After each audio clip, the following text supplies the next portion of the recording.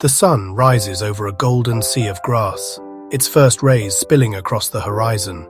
A cool, soft breeze whispers through the tall blades, a gentle awakening for the sprawling landscape. In the distance, the iconic silhouettes of giraffes move with a slow, deliberate grace. This is the African Savannah, a world teeming with life, stirring under the dawn's gentle touch. But this land was not always open plains. 10 million years ago, much of Africa was cloaked in a dense tropical forest, a world of towering canopies and deep shadow where sunlight struggled to pierce the foliage. Then, dramatic shifts in tectonic plates began to reshape the world. Deep within the Earth's crust, colossal forces thrust the eastern part of the continent upwards, creating the Great Rift Valley. These new highlands acted as a colossal barrier, intercepting moisture-laden winds and casting a vast rain shadow over the land. Starved of rain, the once mighty forests began to wither and retreat. In their place, a new kind of plant seized the opportunity: grass. Resilient to fire, drought, and the constant pressure of grazing, grasses were uniquely adapted to this harsher climate and began to dominate the newly opened terrain. Thus began the birth of the savanna biome, today covering nearly half of Africa. It set the stage for an entirely new cast of characters, from vast herds of grazers to the powerful predators that hunt them. This is the story of how geology, climate, and life itself shaped one of Earth's most iconic landscapes. At the heart of the savanna, silhouetted against the rising sun, stand the acacia trees. Their distinctive umbrella crowns are a masterpiece of natural engineering, sculpted to capture every precious ray of sunlight while minimizing water loss in the searing heat. Their branches are armed with formidable thorns, sharp deterrents that are not just passive defenses, but active survival tools against the relentless pressure of grazers. In a remarkable alliance, some acacias host entire colonies of aggressive ants. The tree provides sugary nectar and hollow thorns for shelter, and in return, the ants become a living army, swarming to attack any herbivore that dares to feed on its leaves. But while the acacia shapes its immediate surroundings, the true large-scale architects of this vast landscape are the elephants. These gentle giants are powerful ecosystem engineers. With immense strength, they tear down trees, preventing the open plains from reverting to dense woodland, maintaining the grasslands that are the foundation of the savanna food web. During the punishing dry season, they use their tusks and feet to dig for hidden water, creating vital oases that sustain countless other species. Their role as gardeners is just as crucial, as their dung disperses seeds far and wide, planting the next generation of life. Every broken branch, every deeply trodden path, every migration is an act of creation, carving new features into the terrain. Without their constant transformative presence, the savanna as we know it would slowly begin to disappear, taking its unique inhabitants with it.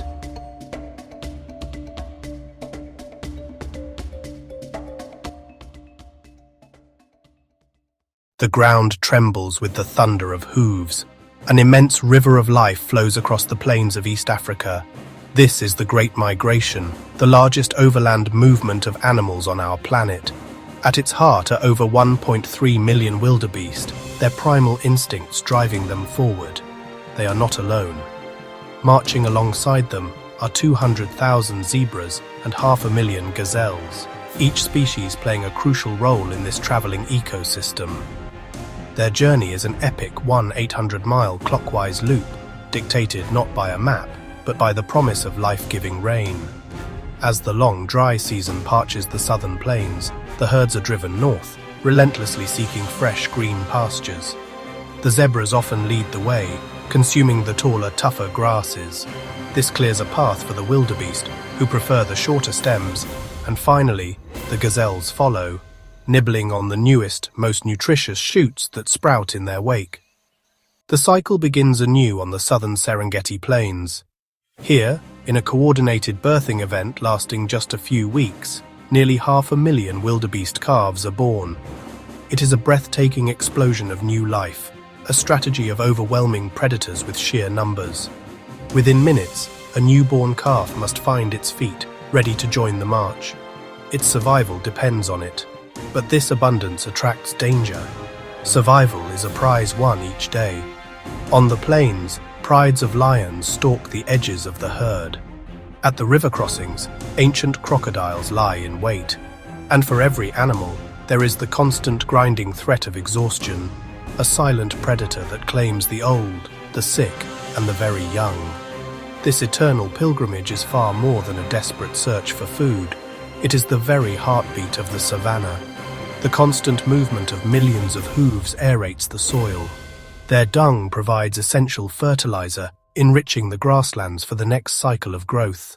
They are the great gardeners of this vast landscape, the engine that drives this entire ecosystem, connecting predator and prey, life and death in a timeless, unbroken circle. Here, survival is a game of strategy.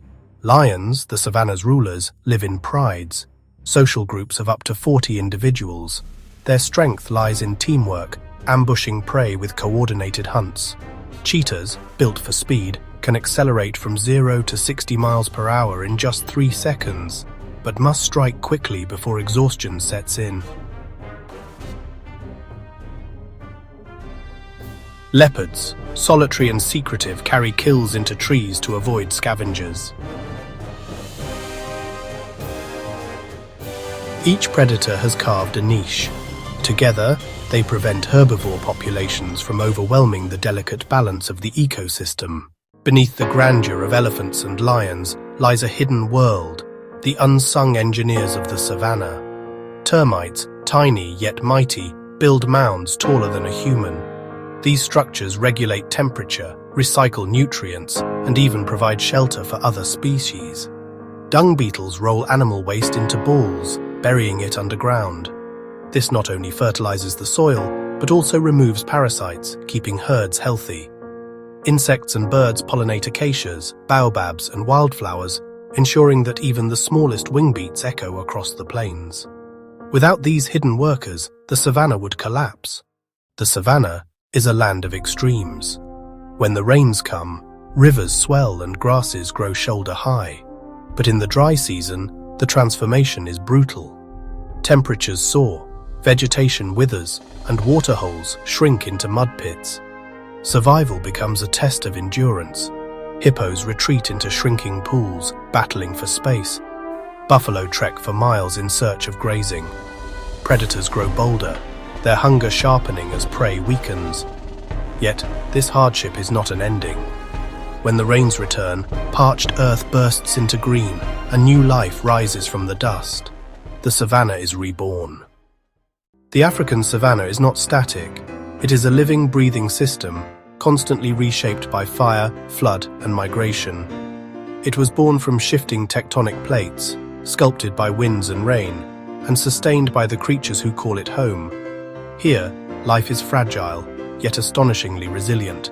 The savannah is not just a landscape, it is a living story of survival, rebirth, and discovery. This is the birth of the savannah. As the golden sun dips below the endless horizon, the savannah glows with the promise of another day. Herds graze peacefully silhouettes on the canvas of dusk. Distant birds soar across the painted sky. This vast wilderness holds countless stories yet to be told, and together we can explore them all. If you've been inspired by the resilience and beauty of the savannah, we invite you to join our community. Like this video, subscribe for more breathtaking journeys, share it with others who seek wonder in the wild. Your support helps us continue unraveling the mysteries of nature, one story at a time. Thank you for being a vital part of this adventure. The savannah's journey is just beginning, and with you, the story grows ever richer.